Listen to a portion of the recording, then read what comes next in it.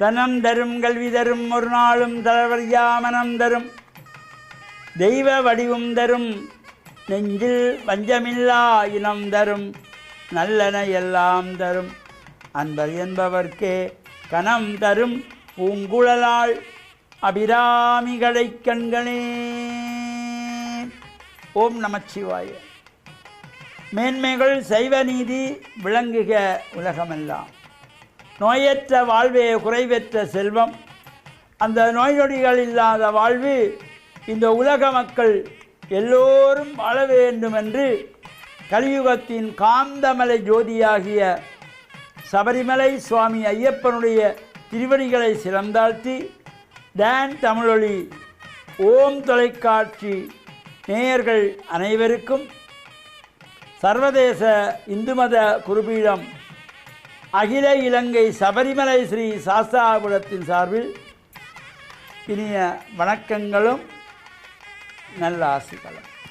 இன்றும் மங்களகரமான விஸ்வாவசு வருஷம் சித்திரை மாதம் 26ஆம் நாள் 9/5/2025 வெள்ளிக்கிழமை. இன்று மலர்ந்திருக்கின்ற இன்றைய பொழுதும் நம் எல்லோருடைய வாழ்விலும் எல்லா விதமான சிறப்புகளும் வெற்றிகளும் கிடைக்க வேண்டும் என்று இஷ்ட தெய்வங்கள் குலதெய்வங்கள் பாரம்பரிய தெய்வங்களையும் வணங்கி பெற்றோர்கள் பெரியோர்கள் குருவானவர்கள் ஆசிரியர்களையும் வணங்கியவருடைய அன்பையும் ஆசிரியையும் பெறுகின்ற பொழுதும் எந்த நாளுமே நமக்கு நல்ல நாள். இன்று சுக்கிரவாரம் என்கின்ற வெள்ளிக்கிழமை. பொதுவாகவே சைவ சமயத்தவர்களெல்லாம் இந்த வெள்ளிக்கிழமைகளில் அதிகாலையில் எழுந்து ஸ்நானங்கள் செய்து வீட்டிலே சுவாமி அறையிலே மஞ்சள் தண்ணி தெளித்து சாம்பிராணி தூபம் காட்டி வீடு பூராவும் அந்த சாம்பிராணி தூபத்தை எல்லாம் காட்டி வளவிலே உள்ள மலர்கள் பறித்து சுவாமி படங்களுக்கு வைத்து பிரார்த்தனை செய்து தேவார திருமுறைகளை பாராயணம் செய்வது, சிவபுராணத்தை பாராயணம் செய்வது, லக்ஷ்மியினுடைய ஸ்தோத்திரங்களை பாராயணம் செய்வது, எவை எல்லாம் நமக்கு முடிகிறதோ அவற்றையெல்லாம் பாராயணம் செய்து வழிபாடு செய்கின்ற பொழுது அந்த வீட்டிலே லக்ஷ்மி கடாட்சம் நிறையும். இது நாம் தினந்தோறுமே செய்ய வேண்டும். நமக்கு தினந்தோறும் வேலைப்பட முடியாவிட்டாலும் இந்த வெள்ளிக்கிழமைகள், பௌர்ணமி நாட்கள், செவ்வாய்க்கிழமைகள் இவ்வாறான சிறப்பான நாட்களிலாவது இவற்றை நாம் செய்கின்ற பொழுது அந்த வீட்டிலே லக்ஷ்மி கடாட்சம் நிறையுமா. எந்த விதமான நோய் நொடிகள் இல்லாத வாழ்வு நாம் வாழ்வதற்கு இந்த இறையருள் பூர்ணமாக கிடைக்க வேண்டும். ஒரு மனிதன் சிறந்தவனாக செல்வந்தனாக வாழுகின்றான் என்றால் அதற்கு அவனுக்கு எந்த விதமான நோய்கள் இல்லாமல் யாரெல்லாம் வாழுகின்றாரோ அதுதான் குறைவில்லாத செல்வம். நோயற்ற வாழ்வே குறைவற்ற செல்வம். நமக்கு காசு பணம் இல்லாட்டியும் பரவாயில்லை, அது எவ்வளவு காசு பணம் இருந்தும் சில நோய்களை பணத்தினாலே கூட சரி செய்ய முடியாது. எனவே நோயில்லாத வாழ்வு நாம் வாழ வேண்டுமானால் இறை பிரார்த்தனை செய்ய வேண்டும். இறைவனை சரணடைகின்ற பொழுது அந்த இறைவனுடைய கருணையினாலே நமக்கு எல்லா விதமான சிறப்புகளும் கிடைக்கின்ற வகையிலே நாம் இந்த வெள்ளிக்கிழமைகளிலே ஆலய வழிபாடுகள் செய்து கூட்டு பஜனைகள் பிரார்த்தனைகளில் ஈடுபடுவதும், நாம் ஆலயத்துக்கு சென்று பிரார்த்தனை செய்து வருகின்ற பொழுது வெறுங்கையோடு வரக்கூடாது. ஆலயத்துக்கு போகின்ற பொழுதும் வெறுங்கை வீசிக்கொண்டு போகக்கூடாது. இறைவனுக்கு அர்ச்சனைக்கு புஷ்பங்கள், பூக்கள் அல்லது துளசி, வில்வம், அருகு, பொன்னச்சி போன்ற பத்திரங்கள் எவை நமக்கு கிடைக்கின்றதோ அது ஏதாவது ஒன்றை கொண்டு செல்ல வேண்டும். அல்லது அர்ச்சனைக்கு ஒரு தேங்காய், வெற்றிலை பழத்தை கொண்டு செல்ல வேண்டும்.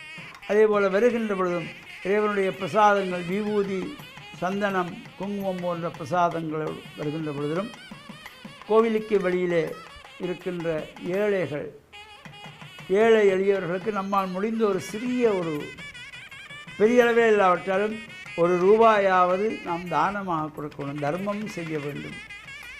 இறை வழிபாடு செய்துவிட்டு நாம் வருகின்ற பொழுது அந்த ஆண்டவனை வேண்டி அங்கே உட்கார்ந்திருப்பார்கள். பிச்சை எடுக்கின்றவர்கள், இல்லாதவர்கள், அவர்களுக்கு நாம் கொடுக்கின்ற அந்த 1 ரூபாய் அதை வைத்து அவர்கள் எதுவுமே செய்ய முடியாது. ஆனால் ஒரு திருப்தி, இவ்வாறு ஆலயத்துக்கு செல்கின்றவர்கள் 10 பேர் 100 பேர் கொடுக்கின்ற பொழுது அவர்களுக்கு ஒரு வழி உணவுக்கு அது பயன்படக்கூடியது. எனவே தர்மம் செய்ய வேண்டும் என்ற சிந்தனை நமக்கு வர வேண்டும்.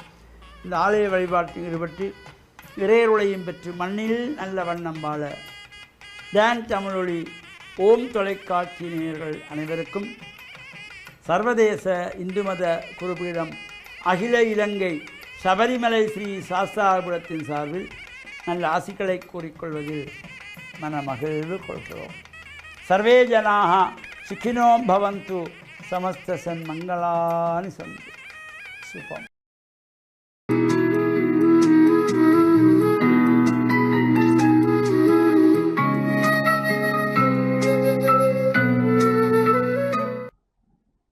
இறை இயேசுவில் என் அன்பு நெஞ்சங்களே, கிறிஸ்தவ நற்சிந்தனை வேளையில் உங்களை சந்திப்பதிலே எனக்கு மிக்க மகிழ்ச்சி.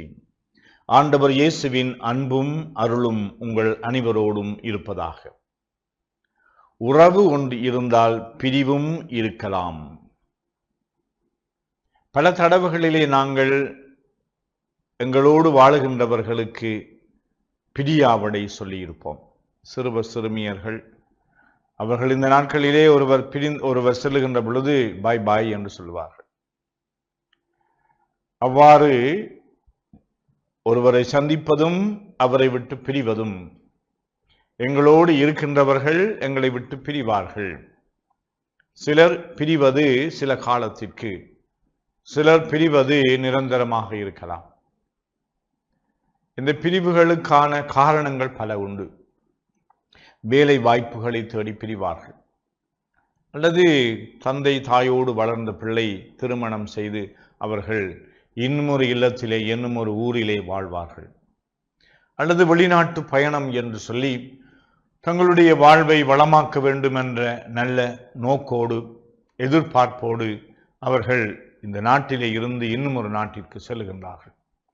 ஒரு ஊரிலே இருந்து இன்னும் ஒரு ஊருக்கு நாங்கள் குடிபெயர்ந்து போய் எங்களுடைய வேலைத்தளங்கள் அப்படியான சில விடயங்கள் மத்தியிலே நாங்கள் மாற்றங்களை பெற்றவர்களாக பிரியாவடை சொல்லலாம். பிரிவு எப்பொழுதும் ஒரு துன்பத்தை தரும். பிரிவு, உறவு என்பது மகிழ்ச்சியையும், பிரிவு என்பது துயரத்தையும் தரும். இயேசு தம்முடைய சீடர்களை விட்டு பிரிவதற்கு முன்னதாக மிக மிக அன்பு கொண்டவராக, அவர்களை நிறைவாக அன்பு செய்கின்ற ஒரு மனிதனாக, நண்பனாக, அன்பராக அவர்களை விட்டு பிரிகின்ற பொழுது அவரும் தன்னுடைய உள்ளத்திலே இந்த பிரிவு என்கின்ற ஒரு வேதனையை தாங்கினார். ஆனால் இந்த பிரிவினாலே தம்முடைய சீடர்கள் பட இருக்கின்ற தனிமை உணர்வையும், இந்த வாழ்க்கையை எதிர்கொள்ள முடியாமல் சில வேளைகளிலே கலங்கி நிற்கலாம் என்றும், அவர்கள் அந்தரித்தவர்களாக, அனாதைகளாக சில வேளைகளிலே உணரலாம்.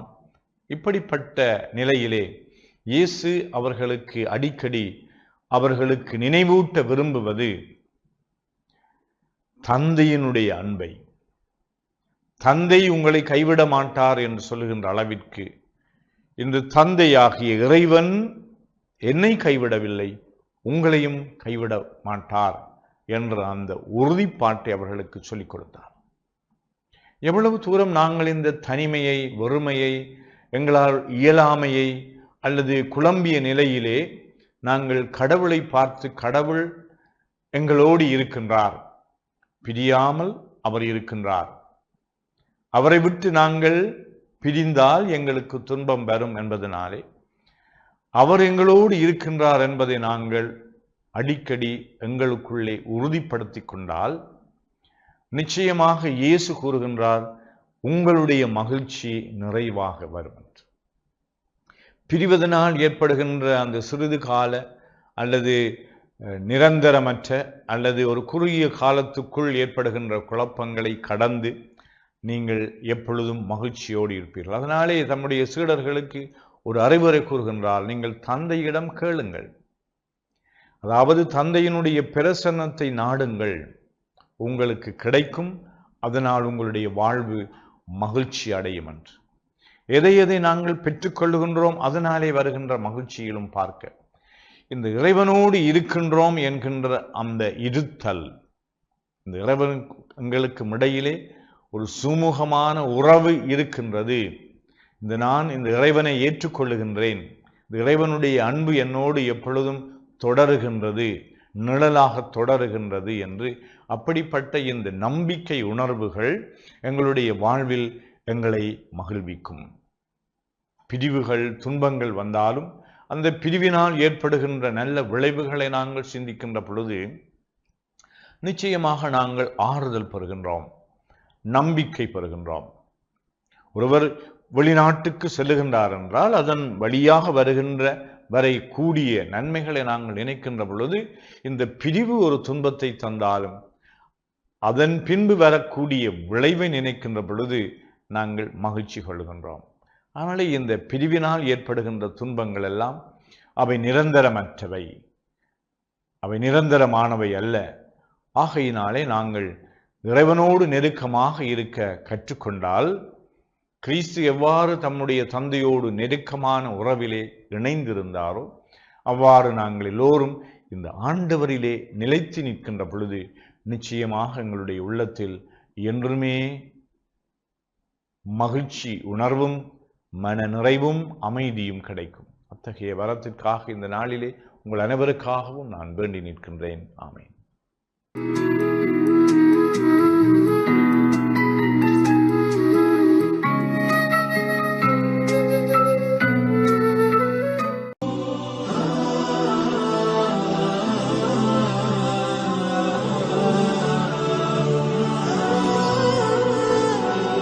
பிஸ்மில்லாஹிர் ரஹ்மானிர் ரஹீம்.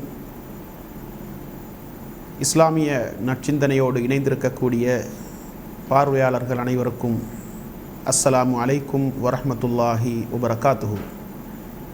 இன்றைய நற்சிந்தனையில் இஸ்லாம் மார்க்கம் ஒரு முழுமையான வாழ்க்கை திட்டத்தை மனித சமூகத்திற்கு அறிமுகப்படுத்தி உள்ளது என்பதை தொட்டு காட்டலாம் என்று ஆசைப்படுகின்றேன். புனித தீனுல் இஸ்லாத்தை பொறுத்தவரைக்கும் ஒரு மனிதனுடைய வாழ்க்கையை முழுமையாக நெறிப்படுத்தக்கூடிய போதனைகளை உள்ளடக்கிய ஒரு மார்க்கமாகும்.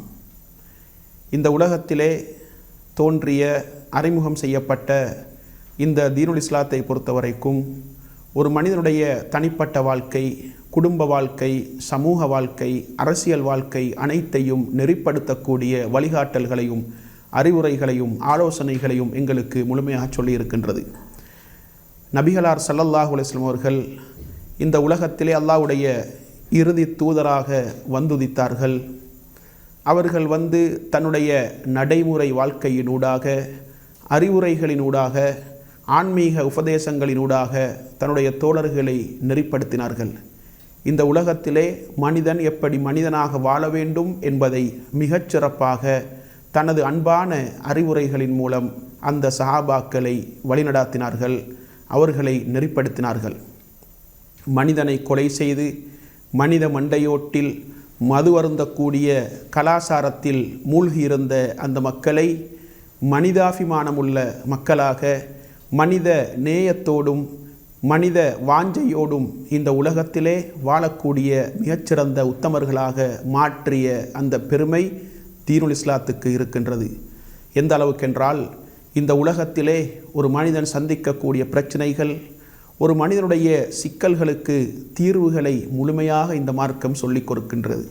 அதே போன்று இந்த உலகத்திலே மனித சமூகத்திற்கு எதுவெல்லாம் நன்மை பயக்குமோ அந்த விடயங்களை எல்லாம் தேடி தேடி அல்லாஹ்வின் தூதர் ஸல்லல்லாஹு அலைஹி வஸல்லம் அவர்கள் மனித சமூகத்திற்கு கற்றுக் கொடுத்தார்கள். எதுவெல்லாம் இந்த உலகத்தில் மனித சமூகத்திற்கு கேடு விளைவிக்குமோ, தீங்கு ஏற்படுத்துமோ அந்த விடயங்களையெல்லாம் தேடி தேடி அல்லாஹ்வின் தூதர் ஸல்லல்லாஹு அலைஹி வஸல்லம் அவர்கள் மனித சமூகத்திற்கு எச்சரிக்கை செய்தார்கள். எனவே இந்த உலகத்திலே சஹாபாக்களுக்கு அறிவுரைகளை நபிகளார் ஸல்லல்லாஹு அலைஹி வஸல்லம் அவர்கள் எப்படியெல்லாம் தேடி தேடி கற்றுக் கொடுத்தார்கள் என்பதைத்தான் அபூதர் அல் கிஃபாரி ரலியல்லாஹு அன்ஹு அவர்கள் மிக தெளிவாக சொல்லுகின்றார்கள். எப்படி ரசூலுல்லாஹி ஸல்லல்லாஹு அலைஹி வஸல்லம் அவர்கள் எங்களுக்கு எல்லா விடயங்களையும் கற்றுத்தந்தார்கள். எந்த அளவுக்கென்றால் வானத்தில் ஒரு பறவை சிறகடித்து பறந்தால் அதிலிருந்தும் ஒரு செய்தியை நமக்கு நபிகளார் கற்றுத்தருவார்கள் என்று சொல்லுகின்ற அளவுக்கு மிக தெளிவான அறிவுரைகளை நபிகளார் ஸல்லல்லாஹு அலைஹி வஸல்லம் அவர்கள் தோழர்களுக்கு சொல்லிக் கொடுத்தார்கள்.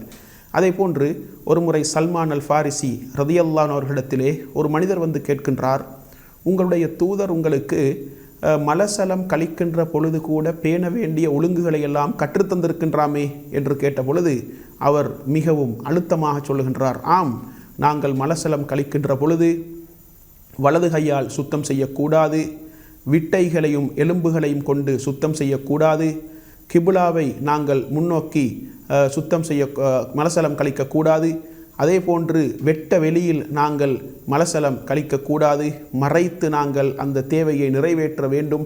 இப்படியான ஒழுங்குகளை எல்லாம், இப்படியான வழிகாட்டல்களை எல்லாம் எங்களுடைய தூதர் ஸல்லல்லாஹு அலைஹி வஸல்லம் அவர்கள் எங்களுக்கு கற்றுத்தந்தார்கள் என்று சொல்லுகின்றார்கள். எனவே இந்த அளவுக்கு மனித சமூகத்திற்கு மிக தெளிவான அறிவுரைகளையும் மனித சமூகத்திற்கு நன்மை பயக்கக்கூடிய காரியங்களையும் தேடி தேடி அல்லாஹ்வின் தூதர் ஸல்லல்லாஹு அலைஹி வஸல்லம் அவர்கள் தன்னுடைய தோழர்களுக்கு கற்றுக் கொடுத்தார்கள் என்றால் அப்படிப்பட்ட ஒரு முழுமையான வாழ்க்கை திட்டமாகத்தான் இந்த தீனுல் இஸ்லாம் இந்த மண்ணில் அறிமுகம் செய்யப்பட்டது என்ற அந்த வரலாறை நாங்கள் மறந்துவிட முடியாது. எனவே ஒரு மனிதன் தன்னுடைய வணக்க வழிபாடுகளாக இருக்கலாம், அதே போன்று திருமணவியலாக இருக்கலாம், கொடுக்கல் வாங்கலாக இருக்கலாம், அதே போன்று குற்றவியல் சட்டங்களாக இருக்கலாம், எல்லா விடயங்களிலும் ஒரு மனிதன் சந்திக்கக்கூடிய பிரச்சனைகளுக்கு மார்க்கம் தீர்வு சொல்கின்றது. ஒரு மனிதனுடைய ஆன்மீக வாழ்க்கை மிகச் சிறப்பாக இருக்க வேண்டும். அல்லாஹ்வை பயந்து அவனுக்கு கட்டுப்பட்டு அவனுக்கு அடிபணிந்து அவனை உள்ளத்தால் விசுவாசித்து இந்த உலகத்திலே ஆன்மீக பாதையில் பயணிக்க வேண்டும் என்ற அந்த தெளிவான கோட்பாட்டை முழுமையாக அழுத்தமாக இந்த மார்க்கம் மனித சமூகத்திற்கு கற்றுக் கொடுக்கின்றது என்பதை நாங்கள் தெளிவாக புரிந்து கொள்வோம். மனித சமூகத்திற்கு முழுமையான வாழ்க்கை திட்டத்தை, முழுமையான தீர்வுகளை, முழுமையான வழிகாட்டல்களை, அறிவுரைகளை இந்த மார்க்கம் சொல்லியிருக்கின்றது என்பதை தெளிவாக ஏற்றுக்கொண்டு இஸ்லாத்தை முழுமையாக கடைபிடிப்பதற்கு அல்லாஹு தஆலா நம் அனைவருக்கும் துணை புரிவானாக. வ ஆகிரு தஅவானா அனில் ஹம்துலில்லாஹி ரப்பில் ஆலமீன்.